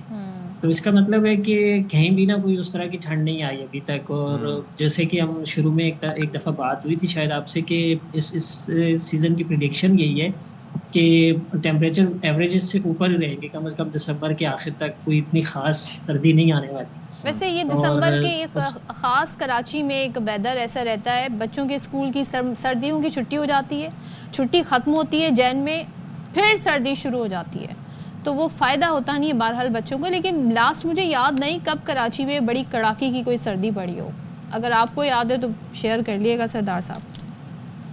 देखिए, कराची में तो ज़्यादा आपको पता है कि दिसंबर के बिल्कुल आखिरी हफ्ते में जाकर या फिर जनवरी में जब टेम्परेचर 10 या 10 से नीचे आता है, सिंगल डिजिट में आता है अमूमन। मुझे भी याद यही आ रहा है कि कोई मुझे फिगर देखनी पड़ेगी, लेकिन 3-4 साल पहले कम से कम ऐसे हुआ था कि 6 या 7 डिग्री तक गिरा था जनवरी में। जनवरी की कोई पहला हफ्ता था शायद उसमें। तो उसके बाद वही पिछले 2-3 सालों में भी 10 के आसपास, यानी वो जनवरी में ही जाके इस तरह की कैफियत होती है जब आपका दिन का टेम्परेचर भी ना 26 की रेंज में आ जाए और रात का टेम्परेचर भी 6 से 8 डिग्री आ जाए। ओवरऑल ये जो क्लाइमेट चेंज के असरात हैं, इसकी वजह से आपको लगता है, जैसे हम अभी तस्करा कर रहे हैं कि बच्चों की स्कूल की छुट्टियां होती हैं, वापस आते हैं तो फिर सर्दी शुरू हो जाती है, तो ये भी चेंज होना चाहिए और आहिस्ता आहिस्ता ये जो फसलों की बुआई और बिजाई और फिर कटाई, ये सिलसिला भी थोड़ा मौसम के हिसाब से इसको रीलोकेट करना चाहिए, या हो रहा है इस पे काम अभी?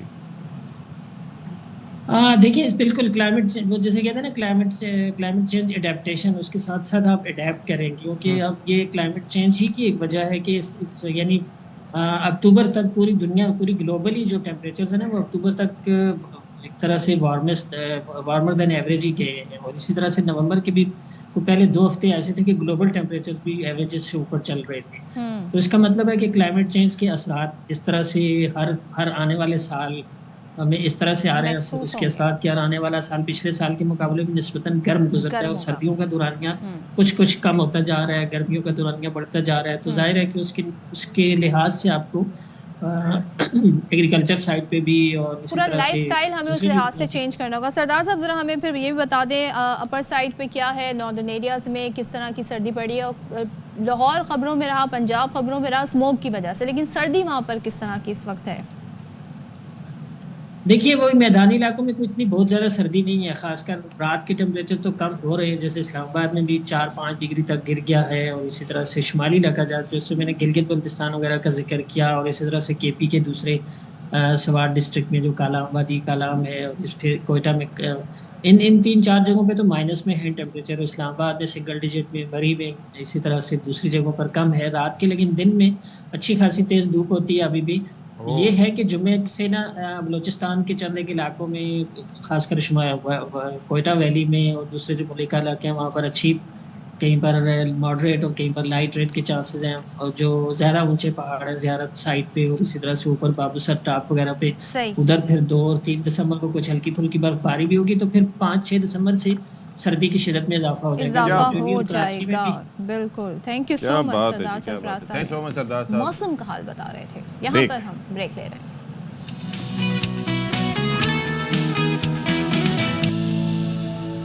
बिस्मिल्लाहिर्रहमानिर्रहीम। बाखबर सवेरा में एक बार फिर से आप सबका खैर मकदम है। उम्मीद है कि आप लोग ठीक ठाक होंगे। सदफ अब्दुल जब्बार, अशफाक इसाक सिद्दीकी आपके सामने मौजूद हैं। सदफ, एक चीज़ मैंने ये देखी है कि लातों के भूत बातों से नहीं मानते। अब इसकी रेलेवेंस क्या है? हाँ जी। वो ये है कि इसराइल, आपको पता है कि गुज़िश्ता 1 साल से ज़ायद का अरसा हो गया है कि फ़लस्तीनियों पर जितने मज़ालिम ढा रहा है उसकी तारीख़ में कोई मिसाल नहीं मिलती। लाखों फ़लस्तीनी शहीद किए जा चुके हैं, इंफ्रास्ट्रक्चर बर्बाद हो चुका है। उस मलबे को हटाने के लिए भी करोड़ों अरबों डॉलर चाहिए होंगे। वहाँ पर जंगबंदी नहीं हुई।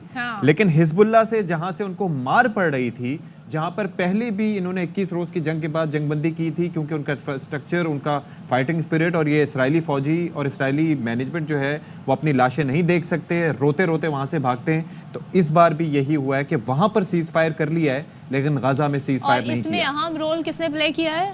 अमेरिका ने। सो अमेरिका हमने वहाँ तो रोल प्ले नहीं किया जहाँ पे ज़रूरत है गाज़ा में, बल्कि वो लेबनान में। एक तो इसने अपना, कहते हैं ना, वॉर का दायरा इतना वसी कर दिया है कि एक नहीं बहुत सारे मुल्कों को इंगेज कर दिया है। So let's see hypocrisy at its worst, इसमें मजीद क्या डेवलपमेंट होती है। अच्छा, इससे पहले जब हम ब्रेक पर जाने से पहले आपको बता रहे थे कि आज Pakistan stock exchange 1 lakh points की तारीखी सतह को भी उबूर कर गया है। So that's a good sign. और 100 इंडेक्स 1,0271 पॉइंट्स तक का इसमें इजाफा देखा गया है। तो खाकान नजीब साहब हमारे साथ मौजूद हैं, उनसे ज़रा बात कर लेते हैं। अस्सलाम वालेकुम डॉक्टर साहब, बहुत शुक्रिया आपने हमें टाइम दिया। हम ये जानना चाह रहे हैं कि ज़ाहिर एक ये बड़ा बेंचमार्क है जो आज उबूर किया है इंडेक्स ने, क्या इंडिकेट करता है ये? आई होप कि आप दोनों ने जो 40,000 से ये सफ़र शुरू हुआ था 17-18 महीने पहले और आज 1 लाख पे है, तो इसमें आपने जरूर कोई जो है इन्वेस्ट किया होगा। और सफ़ी साहब और सदफ जो हैं should be richer than how they were 18 months. Sadaf ने किया होगा इन्वेस्ट, सदफ कुछ इन्वेस्टमेंट किया। सुन नहीं सकी थी। उन्होंने कहा कि जब ये 40,000 पॉइंट से, आपको याद है डॉक्टर साहब कि 50,000 पॉइंट्स उबूर करना भी उस वक्त एक बड़ा संगमील समझा जा रहा था। तो वो ये कह रहे हैं कि सदफ ने लाजमी तौर पे इसमें इन्वेस्ट किया होगा। काश ऐसा हो सके, but she won't tell us. Khaqan साहब, हाँ, मैं ऑन एयर सब बताऊंगा। तो देखिए, सबसे बड़ी बात, और मेरी हमेशा आपसे जब भी बात हुई है मैंने ये कहा है, जब प्रोग्राम नहीं हो रहा था फंड का तब भी मैं ये कहता था कि IMF is your only recourse जहां पर खड़े हुए हैं। एक्सटर्नल का चैलेंज जो है वो IMF की इंगेजमेंट के बगैर जो है वो अबूर नहीं किया जा सकता। IMF की इंगेजमेंट हुई, एक्सटर्नल संभल गया, ये सबसे बड़ी बात थी। फिर आपने मॉनेटरी टाइटनिंग रखी, यानी कि अपना इंटरेस्ट रेट हाई रखा। मैं तब भी हमेशा कहता था, लोग कहते थे सारी इकोनॉमी को बिठा दिया। आप देखिए कि उसकी वजह से इन्फ्लेशन, कीमतों के बढ़ने की शरह जो है वो कितनी तेजी से 38% से पिछले माह 7% के करीब आ गई है। उसने आपके पॉलिसी रेट को कम किया। पॉलिसी रेट कम हुआ तो लोगों ने सेविंग स्कीम, बैंक से पैसे निकाले और लिक्विडिटी बेहतर हुई मार्केट में। कैश लिक्विडिटी जो है स्टॉक मार्केट को इस वक्त ड्राइव कर रही है। अच्छा। उसके साथ साथ जब फिक्स्ड एसेट्स इस तरह हुए, और ये भी बात आप दोनों को याद है, मैं हमेशा कहता हूँ कि real estate is a bad investment, is a bad investment because ये अनप्रोडक्टिव इन्वेस्टमेंट है। थोड़ा सा सबने कहना शुरू किया टैक्स करें, इसको नेट में लाएं, नो योर कस्टमर करें, वहां पे भी कीमतें जो है कम हुई बल्कि डिफ्लेशन हुई, तो पाकिस्तान की लिक्विडिटी और स्टॉक मार्केट में बेहतर हुई। इस सब ने एक सेंटिमेंट को बेहतर किया है टुवर्ड्स द स्टॉक मार्केट। और थोड़ा सा चूंकि एक्सटर्नल का सहारा आपको मिला तो आपका रुपया संभला। जब रुपया संभला तो इम्पोर्टेड इन्फ्लेशन भी संभल गई। अब ये है जो बैकड्रॉप जिसमें इस वक्त हमारी जो स्टॉक मार्केट है वो प्ले कर रही है। ये भी याद रखिए कि जो प्रॉफिटेबिलिटी ऑफ कंपनीज है वो बहुत नीचे चली गई थी, बिकॉज एक साल 2022-23 ऐसे गुजर रहे थे, पॉलिटिकल डिस्टर्बेंस, इलेक्शन, पाकिस्तान की जो इकोनॉमी की डिसएंगेजमेंट विद द वर्ल्ड, वो सारे हिस्से को ले गए थे कहीं, ये प्राइस डॉक्टर साहब, मेरे ख्याल है 3 के करीब ले गए थे। मैं एक चीज सिर्फ जानना चाह रहा था कि does it have any impact on the GDP itself, और फिर उसके बाद ये एचडीआई और सीपीआई पे कुछ इसका इम्पैक्ट होगा? देखिए, जीडीपी तो मुल्क का बेहतर हुआ है तो स्टॉक मार्केट बेहतर हुई है। इसका मतलब ये है कि कुछ गाड़ियां ज्यादा बिक रही हैं पिछले साल से, ये फिगर आपको दिखाई दे रहा है। लार्ज स्केल मैन्युफैक्चरिंग नेगेटिव नहीं है, बहुत चल रही है। कुछ सीमेंट सेल्स बेहतर हुई हैं। कुछ पाकिस्तान में एक उम्मीद की जा रही है कि आने वाले दिनों में मैन्युफैक्चरिंग पिकअप करेगी। जो बिजनेस कॉन्फिडेंस इंडेक्स है, ये एक हमारा जो स्टेट बैंक है इसको करता है, ये बढ़ा हुआ है पिछले महीने से भी, पिछले साल से भी। तो बीसीआई भी थोड़ा सा बेहतर है, ये एक इंडिकेटर है कि people are wanting to invest. फिर ये भी याद रखिए कि इस वक्त अगर इन्फ्लेशन का और जो पॉलिसी रेट का गैप है वो 8% का है। पॉलिसी रेट और नीचे आएगा तो सत्ती साहब आप बैंक में पैसे नहीं रख पाएंगे, तो आप कोई कारोबार करेंगे तो जीडीपी बेहतर होगा। तो this is the story. But मैं आखिर में इस गुफ्तगू के हमेशा ये वार्न करता हूँ, जहाँ मैं कहता हूँ कि IMF की इंगेजमेंट जरूरी है, पर जब तक आप अपने फंडामेंटल मसाइल को हल नहीं करते, ये टाइम स्पेस स्टेबलाइजेशन जो है तब ही फायदेमंद साबित होगी कि आप अपनी reorganization of energy sector, doing of the regulation, rethink of कैसे आपने प्राइवेटाइजेशन करनी है। अगर आप ये सारे काम नहीं करेंगे और वहीं पे चलाते रहेंगे मुल्क को जैसे कि वो चल रहा है, एक्सपेंडिचर ज्यादा है, एसओईज के लॉसेस अपनी जगह लीकेजेस हैं काफी, ठीक है, ब्लीड्स हैं, ठीक है sir, thank you so much sir. Doctor Khaqan Najeeb थे, और अब जाहिर है वो सारी सूरत हाल पर हम उस पर बात कर रहे थे कि क्या इंडिकेट करता है जी आज बड़ी डेवलपमेंट हुई है ये पाकिस्तान स्टॉक एक्सचेंज। अच्छा जी, खबर है यहाँ पर हमारे पास, वो ज़रा आपसे शेयर कर लेते हैं। रावलपिंडी से कि बानी पीटीआई बुशरा बीबी, अलीमा खान समेत दीगर के खिलाफ मुकदमा दर्ज किया गया है। बाबर मलिक मजीद बता रहे हैं जी।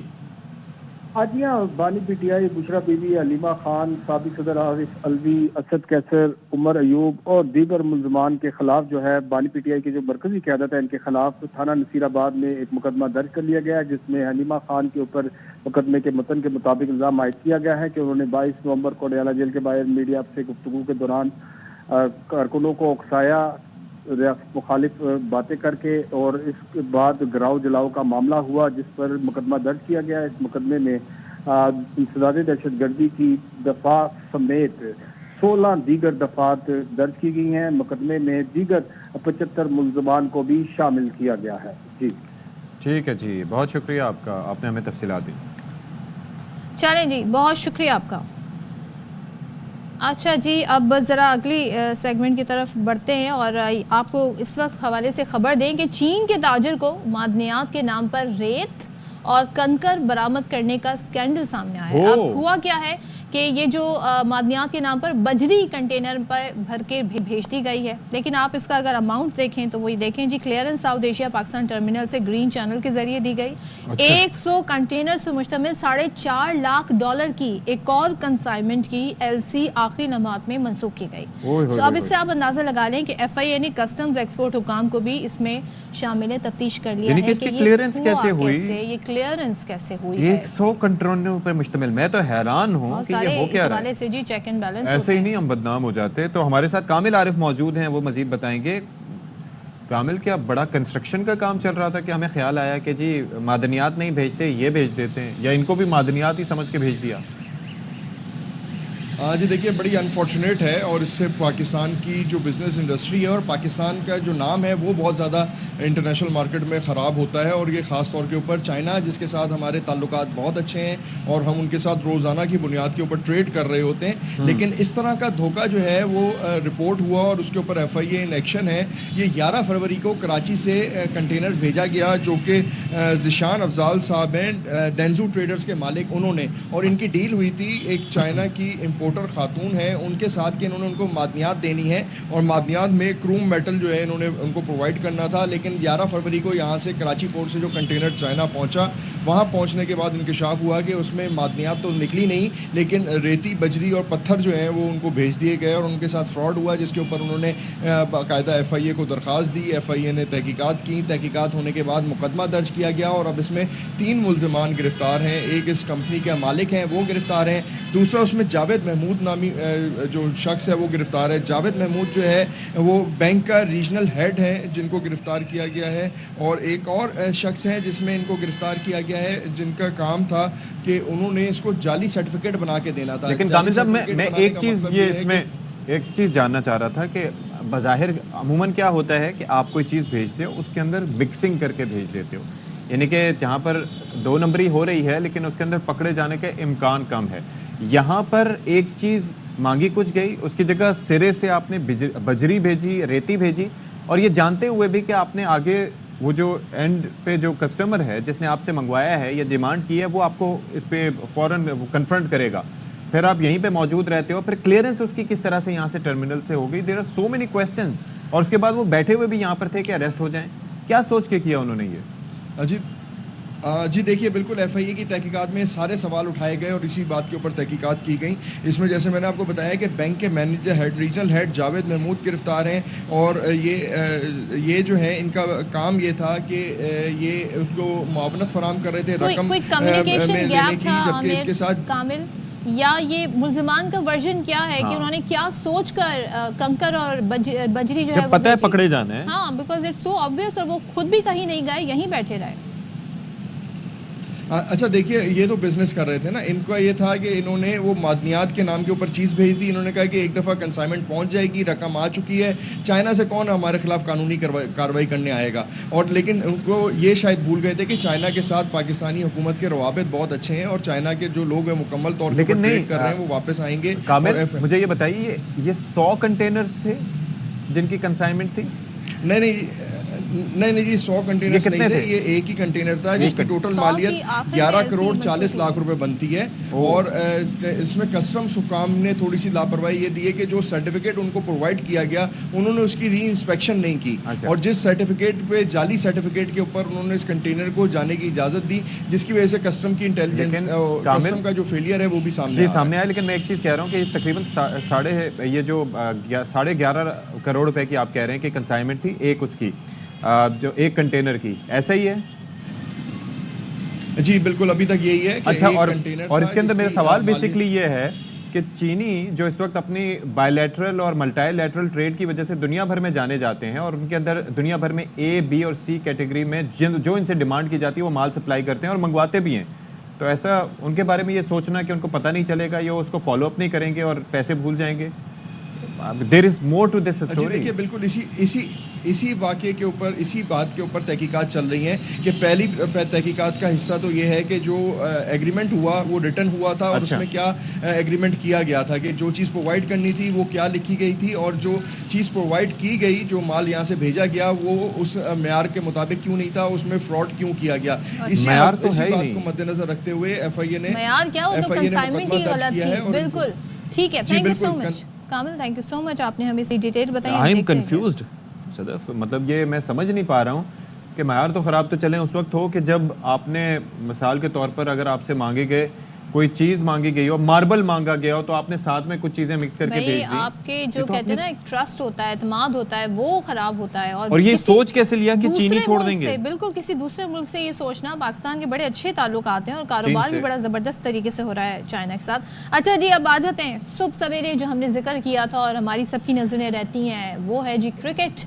और आज आखिरी वनडे होना है जिम्बाब्वे के खिलाफ। एक जिम्बाब्वे ने मैच जीता है, एक पाकिस्तान ने जीता है। अब आज जी तीसरा और फैसला कुन मैच होगा जो बता देगा कि भाई कौन आज की ये सीरीज जीत रहा है।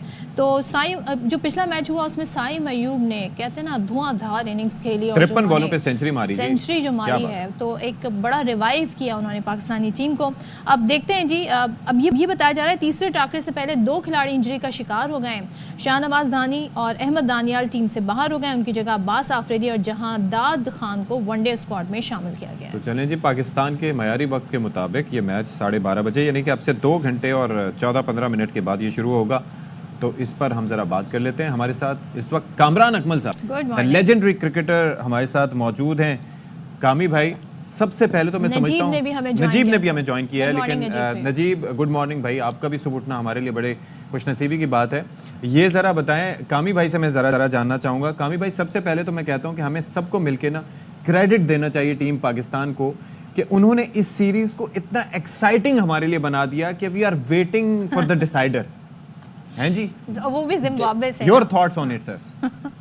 जिम्बाब्वे से हमेशा ही हम, मेरे ख्याल से हम लोग बड़ी मुश्किल से जीतते हैं और जब मैच हार जाते हैं, डंडे पड़ जाते हैं, उस वक्त हमें याद आता है कि ये तो इंटरनेशनल मैच है, अब आगे हम लोग जीतेंगे। तो फिर दूसरा मैच वैसे ही उन्होंने जीता है और साइम ने जैसे बैटिंग किया, बड़ी एग्रेसिवली बैटिंग की है और दूसरा बैट्समैन बन गया है पाकिस्तान की तरफ से जिसने फास्टेस्ट 100 बनाया हुआ है। अब इस चीज़ को कंटिन्यू रखें। देखिए, अगली सीरीज जो है साउथ अफ्रीका के साथ, उसके लिए अच्छी तैयारी है, जितने रन्स करे उतना अच्छा है। और ये ऐसी सीरीज है, मेरा मानना, मैंने कल नजीब के प्रोग्राम में बात की है कि ये सीरीज होती है, आप अपने नए प्लेयरों को खिलाते हैं, एक्सपीरियंस देते हैं। जो आपके मेन प्लेयर्स होते हैं उनको आप रेस्ट करवाते हैं, बड़े मैचेस के लिए रखते हैं। तो मेरे ख्याल से इन सीरीज में पाकिस्तान टीम को चाहिए थे कि जितना मौका आप नए प्लेयरों को दे उतना अच्छा है। और जैसे सदफ ने बताया कि 2 प्लेयर्स हमारे बाहर बैठे बैठे अनफिट हो गए हैं, नाजुक कलियां जो हैं इस पाकिस्तान में है कि ये मैं वही सोच रहा था, ये धानी और मतलब वो स्टेटमेंट्स वगैरह उनके काफ़ी आते रहते हैं और अहमद दानियाल, ये तो मैं सोच रहा था वजह क्या रही इनकी इंजरी की? वजह ये तो टीम मैनेजमेंट ही बताएगी, मुझे नहीं लगता है कोई इंजरी है।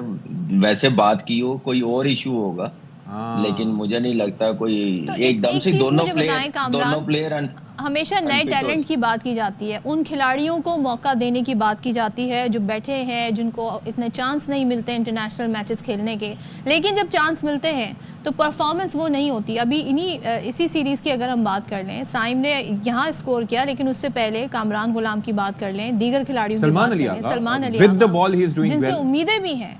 तो आप क्या समझते हैं कि वो क्यों इस अपॉर्चुनिटी को अवेल नहीं कर पाते? सर, हमें सिस्टम को समझना चाहिए और प्लेयर्स की साइकी को भी समझना चाहिए। एक मेरे ख्याल से प्रोसेस बेहतर होना चाहिए। जैसे कामरान गुलाम की बात की है, उसने टेस्ट मैच में 100 किया है, तो हमने इतना उसको हाईलाइट कर दिया, हमने उसको T20 टीम में भी रख लिया है, वनडे टीम में भी रख लिया है। दुनिया में जो भी प्लेयर परफॉर्म करता है जिस क्रिकेट में, उसमें उसको 1 साल 1.5 साल रखते हैं, उसके बाद फिर नेक्स्ट स्टेप होता है। तो हमारे यहाँ पे एक परफॉर्मेंस के बाद तीनों क्रिकेट में आ जाते हैं, तो यही एक अलमिया है। तो मेरे ख्याल से प्लेयरों को थोड़ा सा प्रोसेस बेहतर करे सिलेक्शन का, तो और अच्छी परफॉर्मेंस आ सकती है। ठीक है। अच्छा नजीब, अच्छा मैं यही जानना चाह रहा था नजीब, हम आपको याद है कि जिन प्लेयर्स का टेम्परामेंट तेज़ खेलने का होता है उनको स्लो खिलाते हैं, मतलब उनको फिर वहाँ से हटा देते हैं। यानी कि साइम अयूब के बारे में हर किसी ने बात की थी कि इसको T20 सीरीज़ में भी होना चाहिए था। फिर कामरान गुलाम, जिनका टेम्परामेंट टेस्ट का है, चूँकि उन्होंने सेंचुरी स्कोर की थी तो उन्हें हर जगह उन्होंने यूटिलाइज़ किया।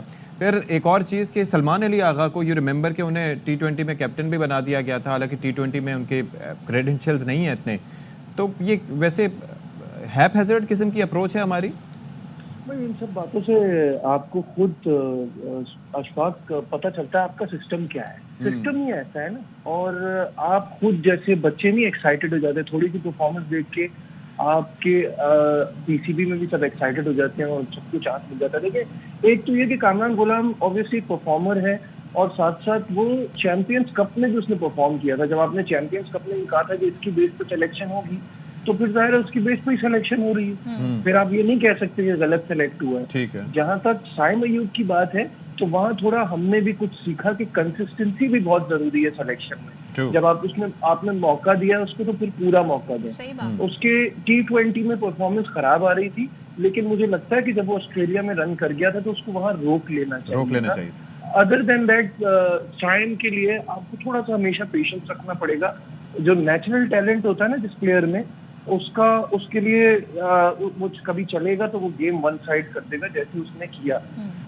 बाकी ये कि आप पाकिस्तान की अगर बैटिंग देखें ना, अभी भी आप दूसरा मैच 10 विकेटों से तो जीत गए हैं, लेकिन ये याद रखें कि आपके ऑस्ट्रेलिया में भी वनडे सीरीज आप ओपनर्स की वजह से ही जीत रहे थे। हाँ। इस बैटिंग में अभी डेप्थ नहीं है। ये पेपर में देख के आपको लगता है कि हाँ ये तो वो टीम है जो किसी से भी हार सकती है। और अगर ओपनर ना चले तो फिर तो तबाही तबाही है।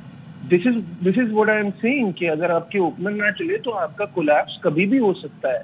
तो ये पाकिस्तान टीम में सलाहियत है। एक तो हमारा ये ट्रेंड है कि हम छोटी टीमों से कभी भी किसी वक्त भी हार सकते हैं, और ऊपर से जिम्बाब्वे में से तो हम 5 साल में 4 मैचेस हार चुके हैं, 2 वनडे और 2 T20। तो ये कोई ऐसी बात नहीं है। अब तो वो इसको शायद अपसेट भी ना समझते कि उन्होंने भी ये सोचा हुआ है कि पाकिस्तान को तो हराया जा सकता है। मैं तो इसीलिए शुरू में शुक्रिया अदा किया कि भाई हमें शुक्रिया अदा करना चाहिए कि उन्होंने इस सीरीज को एक्साइटिंग बनाया हमारे लिए। पहला मैच में नहीं देख पाया था, हाइलाइट्स देखी थी, लेकिन अब बाकी सारे देख रहा हूँ। तो अब ज़रा ये बताइए कि फिर इसी टीम के रहते हुए करें क्या? फिर रिजवान को कोई नसीहत अगर आप करना चाहें, क्योंकि मुझे लगता है कि जब वो बैटिंग करने के लिए आते हैं तो वो अपने ऊपर एक एंड संभालते हुए इतना प्रेशर ले लेते हैं और हाथों में बॉल दे के जिस तरह से वो भागने की कोशिश करते हैं जिसमें रन भी नहीं होता, और 40 बॉलों पे अगर 19 रन बनाते हैं तो उससे ऑलरेडी प्रेशर बिल्ड हो जाता है बाकी दूसरे पे और वो विकेट गंवा देता है, क्योंकि साइकोलॉजिकल इम्पैक्ट होता है। वो तो मेरी समझ में नहीं आता। वो जो इतना स्लो चले जाते हैं वो चाहते क्या है?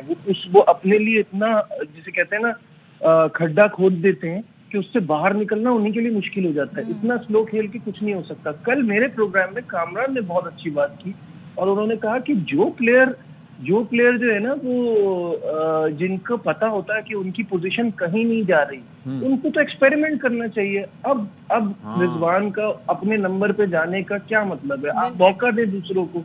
तो कामरान आपके साथी हैं, वो ज्यादा अच्छा इसको एक्सप्लेन भी करेंगे। आप इसको थोड़ा और इलैबोरेट कर दें और जाहिर है अब दूसरा ये भी बता दें क्या स्ट्रेटेजी होनी चाहिए फिर मैच में आज। देखिए, मैंने वो जो बात की है वो मैंने इस सेंस में की है कि यही टीमें होती हैं कि आप अपने प्लेयरों को कॉन्फिडेंस देते हैं, मैच्योरिटी लेवल देते हैं, क्योंकि रिजवान कप्तान है, इसको कोई क्या नाम है ड्रॉप नहीं कर सकता। इसने तो टीम लीड करनी है, परफॉर्मर है, तो ये कप्तान का काम है कि अपने प्लेयर्स को डेवलप करना, मैच्योरिटी लेवल देना, वो उस सिनेरियो में भेजना जहाँ पे वो खेल सके, उस प्रेशर को हैंडल करना सीख सके। तो जो नए लड़के गए उनको मौका दें। इसके अलावा मैंने कहा था हारिस रऊफ की जगह आप शाहनवाज धानी को 3 मैच खिलाएं, उस नैन को खिलाएं, हारिस रऊफ को सेव करें, उसकी एनर्जी नहीं, वो दूसरे मैच के बाद हुए हैं ना। पहले मैच में मैंने कहा कि ये ऐसे मैचेस होने चाहिए थे, लेकिन उसके बाद आप अब्दुल्ला शफीक को रेस्ट करवा सकते हैं, हसीबुल्लाह को, एक ओपनर है, विकेट कीपर भी है, आपने मौका देना तो उसके नंबर पे दे। तो ये सारी चीजें मेरे ख्याल से ऐसे जब टीमें आती है तो एक्सपीरियंस मिलता है। और जहाँ तक साइम की बात की है, नजीब ने डिस्क्राइब किया है साइम के मतलब, हमें पेशेंस रखना चाहिए। जो नेचुरल टैलेंट हो, सारे नेचुरल टैलेंट होते हैं, नजर आता है, फिर सबके साथ एक जैसा ट्रीट करना चाहिए, सबको 25-25 मैच देने चाहिए। पाकिस्तान की टीम है ये, ऐसे तो फिर कोई भी आके इतने मैच खेल के ऐसी परफॉर्मेंस कर देगा। तो ये फिर फेवरेटिज्म नहीं होना चाहिए, फेवरेटिज्म नहीं होना चाहिए। ठीक है, thank you so much Kamran Akmal, thank you so much Najeeb, हमारे साथ मौजूद थे। चलें जी, देखते हैं कि फिर क्या होता है। अब से 2 घंटे और 5 मिनट बाद जब मैच शुरू होगा तो फिर भाई आज भी कोई बहुत ही कहते हैं ना कांटे का मुकाबला ना हो, ये जरा आपने देखना है। लो वो तो होगा, कितने 4 साल में 5 मैच पता नहीं बता रहे थे हमें नजीब के हार चुके हैं। अच्छा जी, अब जरा आपसे के साथ एक और खबर शेयर कर लेते हैं, क्योंकि आज पाकिस्तान स्टॉक एक्सचेंज के हवाले से अच्छी खबर आई है। तो वज़ीर आज़म शहबाज शरीफ ने स्टॉक एक्सचेंज के 100 इंडेक्स के 1 लाख पॉइंट से तजावुज़ करने पर कौम को मुबारकबाद दी है। वज़ीर आज़म ने कहा स्टॉक मार्केट का तारीखी सतह अबूर करना सरमायाकारों के भरोसे की अक्कासी करता है। माशी टीम और सरमायाकारी के फ़रोग़ के लिए मसरूफ़ हुक्काम लायक तहसीन है। हमने अपनी कौम से अहद किया था कि मुल्की माशी इस्तेहकाम और मुल्की तरक्की के लिए हर मुमकिन कदम उठाएंगे। पाकिस्तान को डिफ़ॉल्ट से बचाने के लिए अपनी सियासत की कुर्बानी दी, वो रायगा नहीं गई। मुल्क के इस्तेहकाम और तरक्की के दुश्मन मुल्क को दोबारा डीरेल करने की नाकाम कोशिशें कर रहे हैं। मुल्की तरक्की और खुशहाली के दुश्मनों को मज़मूम मकासद में कामयाब नहीं होने देंगे। वज़ीर आज़म ने कहा मुल्क में महंगाई की शरह में मज़ीद कमी हुई है, मुल्की तरक्की के लिए मेहनत करते रहेंगे। शरह सूद 15% और तरसीलात ज़र रिकॉर्ड सतह पर पहुँच गए हैं। चलें जी, अब एक ब्रेक और ब्रेक के बाद हाजिर होते हैं जी।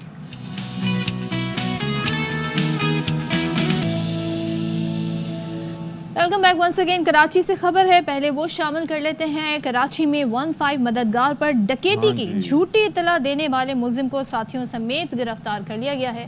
तो नज़ीर शाह से जानते हैं। नज़ीर, बताइएगा क्या थी झूठी इतला?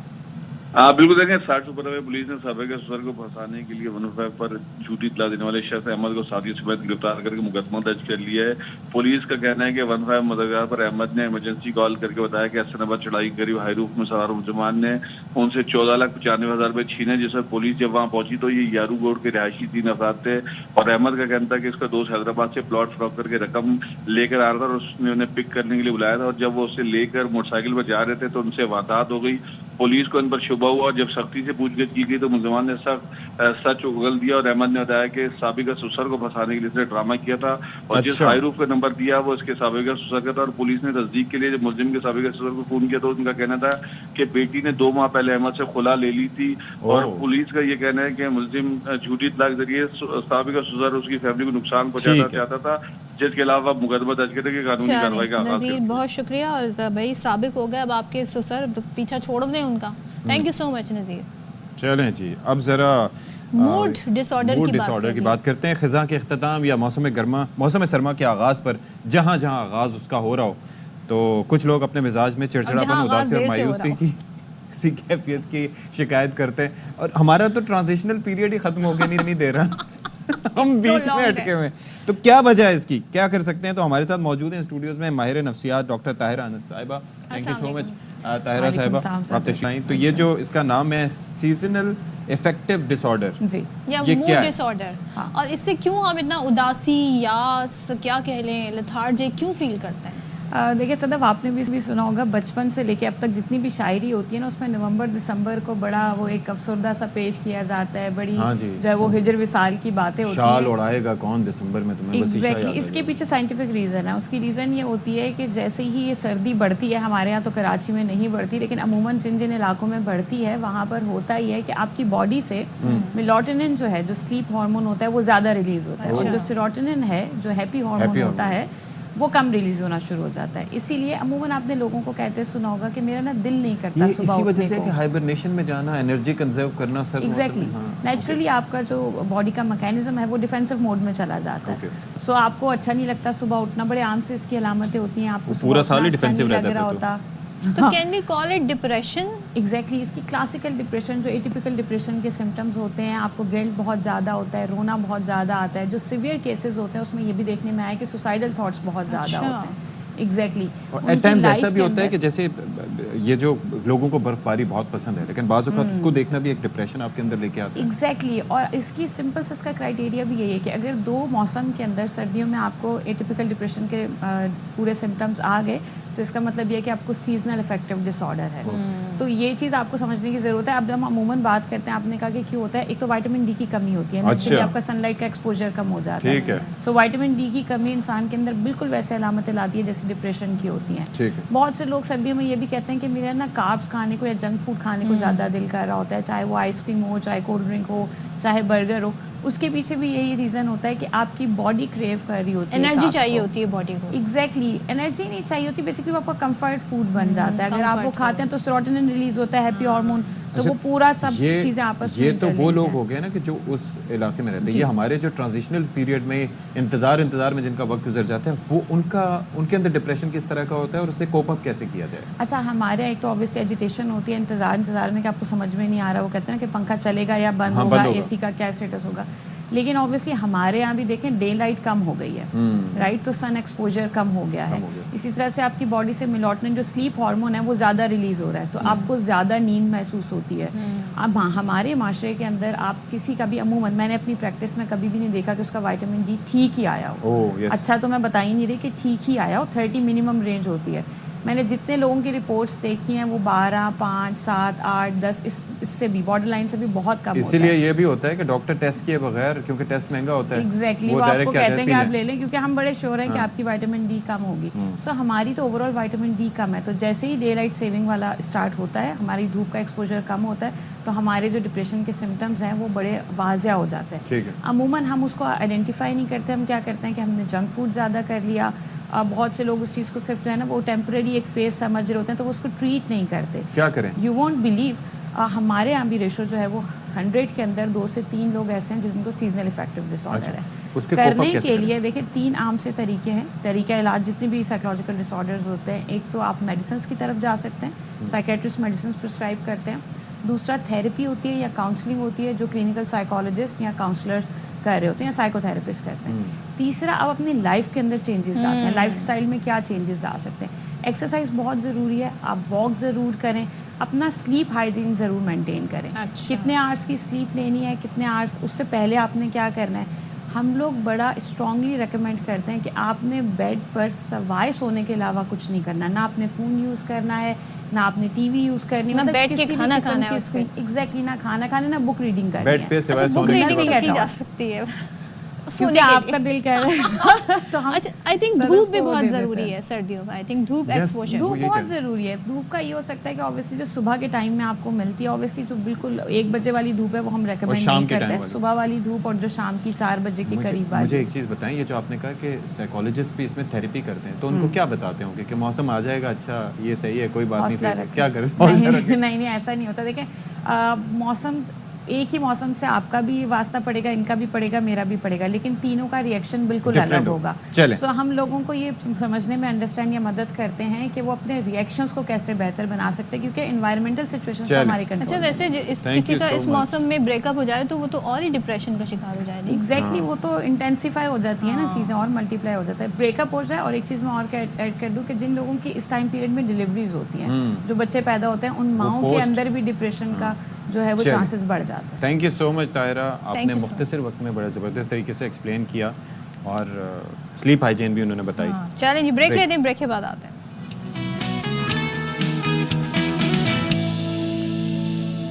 Welcome back once again. और इससे पहले हम बात कर रहे थे मूड डिप्रेशन पर, सीजनल मूड डिप्रेशन पर। तो उसमें ये भी किया जा सकता है, अच्छा गाना सुन लिया जा सकता है, लेकिन अगर गाना बेसुरा हो तो फिर मूड और ख़राब हो जाएगा। तो ऑटो ट्यूनिंग का इस्तेमाल करें। ऑटो ट्यूनिंग का इस्तेमाल, ऑटो ट्यूनिंग के ज़रिए बेसुरे लोग सुर में आ जाते हैं। तो ये क्या है? क्या हमारे लिए भी काबिल अमल हो सकता है? हो सकता है। हम हैं बेसुरे, आप भी हैं बेसुरे। चलिए, हमारे साथ गेस्ट मौजूद है। तो हमारे साथ जो गेस्ट हैं उनका तारुफ करवा देते हैं जी। म्यूजिक प्रोड्यूसर हैं Shani Arshad. Thank you so much for your time ji.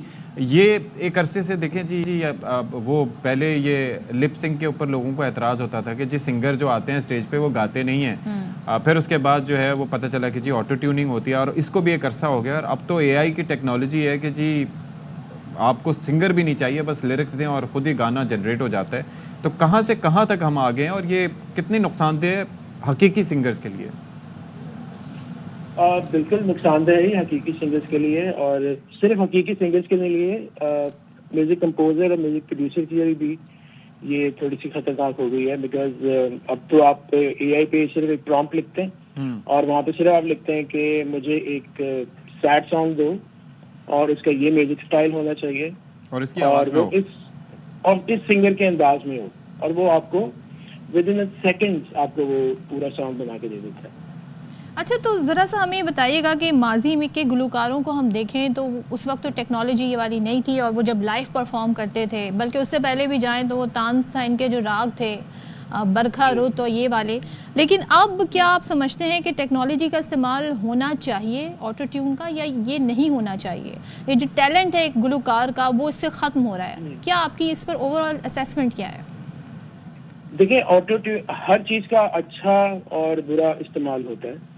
Auto tuner का अच्छा इस्तेमाल भी है। बेसिकली अच्छे इस्तेमाल के लिए ऑटो ट्यूनर बनाया गया था, इसलिए कभी भी नहीं बनाया गया था कि जो बिल्कुल बेसुरे सिंगर्स होते हैं वो भी गा सकें इसके साथ। अच्छा, हाँ जी, ऑटो ट्यूनर का अच्छा इस्तेमाल मैं आपको बता देता हूँ, क्योंकि बदनाम बेचारा इतना हो गया है कि लोगों को लगता है कि सिर्फ ये बुरी चीज़ है, इससे अच्छी कोई बात नहीं है। क्योंकि देखिए हमारा म्यूजिक डिजिटल हो गया है, हर चीज़ कंप्यूटर से बचती है, कीबोर्ड, इवन गिटार प्रोसेसर्स, हर चीज़ जो है वो ट्यून होती है कंप्यूटराइज्ड। लेकिन इंसान कंप्यूटराइज्ड नहीं है, वो अभी तक जो है वो नहीं हो अपने मैनुअल गले से ही गाता है। तो जब मशीनों के साथ हम लोग गाते हैं तो हमारा जो हल्का फुल्का भी जो नेचुरल उतार चढ़ाव होता है वो जमीन आसमान का फर्क सुनाई देता है। ठीक है, उसको सिर्फ कंप्यूटर के साथ मैच करने के लिए कि यार ये हल्की सी भी जो ट्यूनिंग है ये ना ज्यादा सुनाई दे, तो हम उसको असिस्ट करने के लिए करते हैं इसकी। जी बिल्कुल, इसको पिच करेक्शन करते हैं। जैसे आप कोई तस्वीर खींच के उसकी कलर टोनिंग करते हैं, उसकी क्लीनिंग करते हैं। लेकिन शानी मैं समझ गया हूँ, वो समझ गया हूँ, लेकिन मुझे ये बताइए कि एक तो ये चीज़ हो गई, लेकिन पहले उसके लिए रियाज होता था, लंबी चौड़ी मुशक्क़तें होती थी, काफ़ी टाइम स्पेंड किया जाता था सुरों को पुख्ता करने के लिए, एक्सरसाइजेज होती थी। अब ये है कि इसकी वजह से थोड़ा सा आसानियाँ हो गई हैं, तो लोग भी थोड़ा सा लीनियंट हो गए इस बारे में।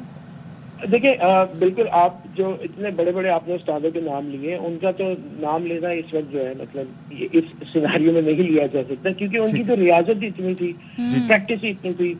और आप देखें कि जिस दौर की आप बात कर रहे हैं, उस वक्त गिने चुने लोग सामने आते थे, ऐसे ही है। क्योंकि वो हीरे लोग थे, मतलब करोड़ों में चंद लोग थे जो सुर में थे। अभी तो हर कोई गा रहा है, मतलब ये इसका बड़ा नुकसान है कि अब हर कोई जो है वो सुर में दिखाई देता है, सुनाई देता है। Sorry, thank you so much, हमारे साथ मौजूद थे शानी का बहुत शुक्रिया। और प्रोग्राम भी अब हमारा हम भी कहते हैं इनको कोई ऑटो ट्यूनर रखें, हम जब कभी कभार गुनगुनाएं। अल्लाह हाफ़िज़।